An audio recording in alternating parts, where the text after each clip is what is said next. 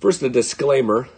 I think the tone of today's episode is going to come across as me defending radio programmers. And to a certain degree, in the case of this song from the Pistol Annies, I am. I'm also using the opportunity to better explain what a radio station programmer looks like and what the motivations are.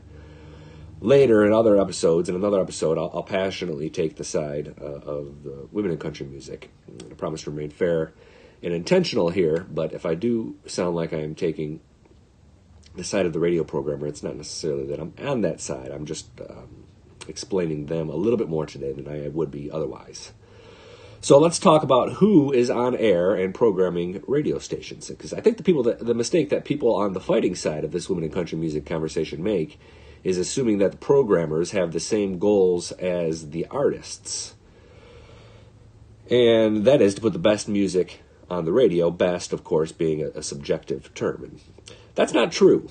In fact, people get into radio and stay in radio for many, many, many reasons. And I'm not really criticizing anyone here. In fact, I think if you're prone to criticize someone's motivations for getting into radio, you probably have a lot to learn about human nature.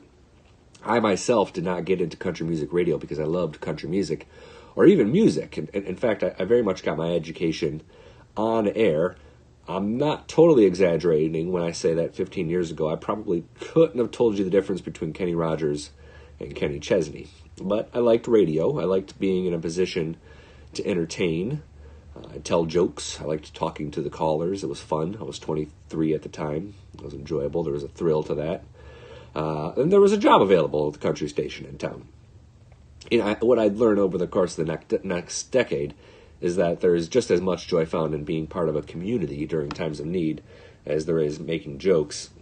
And really, musically, pop and country are kind of where it's at, because you get into some of the other formats, you're dealing with a lot of dead artists, which isn't as much fun. So there you go, 2 non-music reasons people do radio. It's to entertain and to support a community.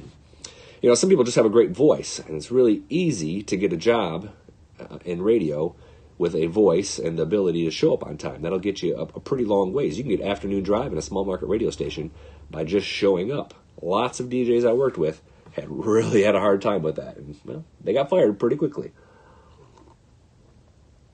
Then when you've done radio for 20 years and you have a family and a mortgage and some bills and kids entering college and you're making a pretty good paycheck, you look up and you realize you can't do anything else, because there just aren't a lot of transferable skills that don't require you to take a pay cut. So you stay in radio, or you become a consultant. Hold on to these antiquated ideals like Gollum from Lord of the Rings. Precious. Sound familiar? Notice I still haven't mentioned the music, though. And to this day, I'm going to admit, it's not really about the music for me. That's not why I do my job. I like the stories, and I really kind of cheer for people who hustle and build those relationships.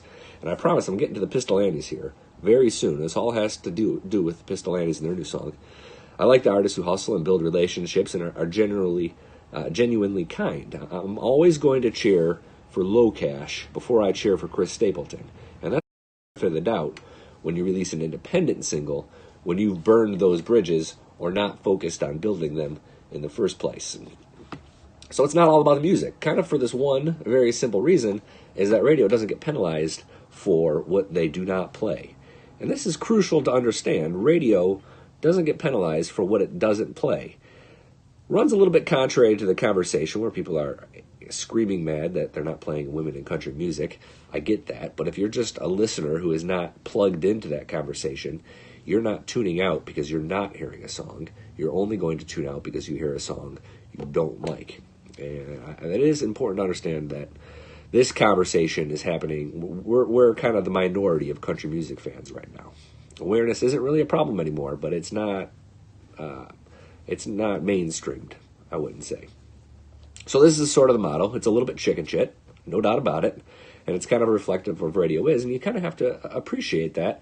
And honestly, I think that's what radio should be. I don't know necessarily that radio stations would survive if they were just taking chances on artists left and right, because at the end of the day, they're not in the high-quality product game. They're the store. They're concerned about character and trust and the assurance that an artist is going to work really, really hard to get their song to number one before they take a chance on that artist. Walmart talks to suppliers and vendors, and they need to know a lot more than the high-quality product they might put on their shelf. They need to know that that product is going to be around in 1, 3, 5 years and be a solid long-term investment. It's kind of a way to look at it. You might not like that analogy, but I think it is kind of the reality. Radio programmers are not just radio. I don't want to single out just radio. Streaming programmers need to know that they're not wasting a spot on a playlist on an artist who's kind of flaky. And they don't want novelties. I think right now, Pistol Annies are viewed as a novelty. Got My Name Changed Back is the single, and it's a really good, if not great, radio song. It's up-tempo. It gets right to the hook. It's edgy, but familiar. It's got some star power. And I think you could argue either way if Miranda calling out Blake Shelton is a good thing or a bad thing. I think it's kind of awesome, long overdue. Yeah, some don't like it, and maybe that's bad for the research results. And if you need to know more about call-out research, we really got into that last week during episode 2 on women hating women. It kind of really drills down into what makes up call-out and the thin margin for error there. On Monday, this past Monday, 4 new stations started to play Got My Name Changed Back, which brings the total to 13 reporting stations. And that's not good. That's not good for an artist like Pistol Annies. No one's over there celebrating the 4 ads they got. So it's not a good-looking outlook or prognosis. So the question is the song a novelty? Well, it's certainly a side project. You know, can you doubt that? You know, it's not one that's produced a radio hit to date. And in fairness, they've been less than dependable. They scheduled a tour and then canceled it. They kind of come and go. Most importantly, I think this is a case where the artists could have met the programmers halfway to kind of massage any fears that they're kind of only in it for the short term. So let's compare him to another superstar artist. And this is a little bit extreme, but we're going to do it anyway. Garth Brooks, he flew radio programmers to a junket in Dallas before releasing his single 2 or 3 years ago. And he's done countless interviews. Every show he does all the small market radio DJ interviews as he tours, and he looks for radio support. That's a lot to ask of any artist, even the Pistol Annies. But a few regional concerts or events might have gone a long way. And if this happened, it happened very quietly. I've seen a few interviews in support of the album, and they have been fairly generous with their time to support the album. But if I'm sitting in a radio programmer's chair, the thought may be that this song is just a single meant to promote the album for a few weeks, and then once the holiday comes, they're not going to do the work for it. So from that matter, maybe a radio programmer feels it's perishable. And I think they would probably feel the same way if it wasn't the Pistol Annies, but the Pistol Andies. So it may not be a gender thing with regards to this specific song. To be fair, I'm trying to think of a comparison. Darius Rucker released a single just recently with a lot of famous friends on it. It was a cover of a Drivin' and Cryin' song. And it did really poorly on the radio charts, despite being a big single. I don't know why, but there are examples of male trios or groups having struggles as well. Apologize if you're just tuning in. I'm a little under the weather here, so I got the handkerchief and the tea, and I'm just kind of trying to pull through here. Now, I want to be really clear here. There are a lot of female artists who, in fact most, if not all, who do the really hard work and still get shafted by programmers. So this is not at all a blanket statement on women in country music. It's just sort of an explanation why I don't know if the Pistol Annies are going to score a radio hit this time. And it's worth asking if they really even care or if they want it, because it's a hell of a lot of work to get a song up to number 1. And frankly, this is a side project, and one of them is really, really pregnant. They may just want to promote the album. And in fact, this is an album that needs to be listened to as an album. When you start pulling songs out and listening to them on their own, you kind of don't get the gist of what the Pistol Annies are all about. So the album is more important, arguably, than the song in this case. And it's kind of fair to ask, too, if they should have to stroke the egos of Bear and Lady Jane in the mornings in Chillicothe, Missouri, or whatever radio station you want to talk about it. And I think the answer to that kind of goes back to the point I made up at the top, that radio isn't just in it for the music. They have a storefront and a reputation to protect and are perpetually on the defense. And a lot of other artists are doing some sort of these things. So it's the competitive landscape. And I'm going to go on a little bit of a tangent here, but this is kind of life, you know? If you make great art, you have a responsibility to do what you can to get it to people, because art, by definition, is generous. It's sort of a real hipster thing to do, to make great music, but then never push it to the public because you think the system is broken. You find a way, and if that way stops working, you find a new way. Stop waiting to get picked. I think of Kelly Bannon as someone who's sort of the epitome of the opposite of waiting to get picked. She had a deal. She got hosed.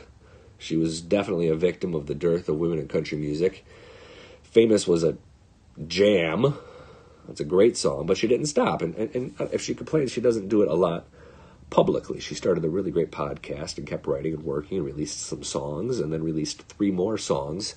And now a song called Happy Birthday has really started to make an impact. And Kelly may not have a number 1 hit. She may not make $1 million, but she'll make a difference, which arguably is more important, and I would argue is probably why more artists are in it in the first place. She'll try to do it again when Happy Birthday sort of fades away, because artists make art even when the public and the gatekeepers reject you. So, that's my tangent. Pistol Annies, I think, have a great song and a great album. Unfortunately, I don't think it's going to be a big hit. Should it be? Yes. But that probably needs to be taken more seriously by both sides as a radio single. And I'm not sure that's being done. Tweet me at Billy Dukes.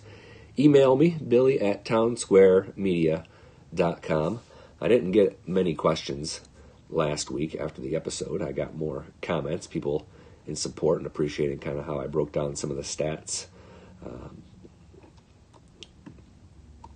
I did see a lot of people were angry about only one woman being nominated for CRS's New Faces show.